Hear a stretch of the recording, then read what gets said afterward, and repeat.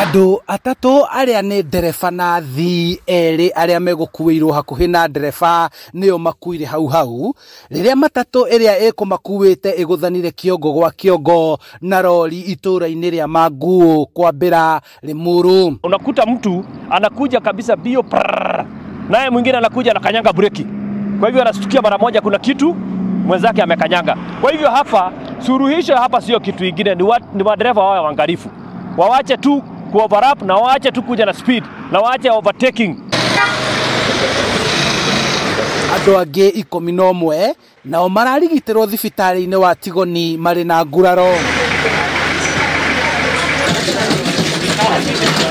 Gũkinyĩria rĩu andũ 15 nĩo makuĩte mĩtino-inĩ ngũrani gacigĩrĩra-inĩ gaka ga barabara kuma Kamandora gũthiĩ Manguũ, mĩtino ĩrĩa ĩrakuruhania matatũ cia gũkua athii 14 mũingĩ na ahũthĩri a barabara ĩno nene ya kuma Nairobi gũthiĩ Naikuru, makĩenda rũhonge rwa kũramata barabara nene KENHA kũigĩrĩrĩka na kũmateithia. Kama Kenya wataweza kubali waweke tu bump hapa, wakiwekea watu mabambu hawatakimbia, kwa maana mwenye kutoka juu pengine mtu amelala akikuja usiku mzima na masaa imemkimbisa na ile kona ni sharp sana.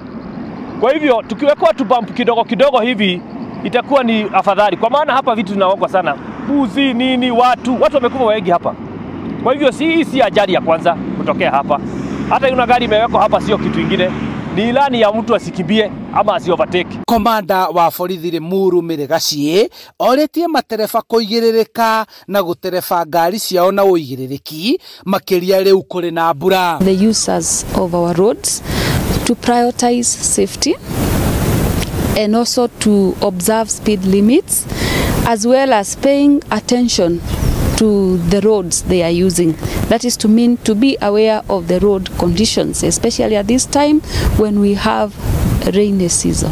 Handũ-inĩ ha Inooro TV kuma Limuru kaunti-inĩ ya Kiambu, njĩtagwo Charles Gĩkunga wa Kariũki.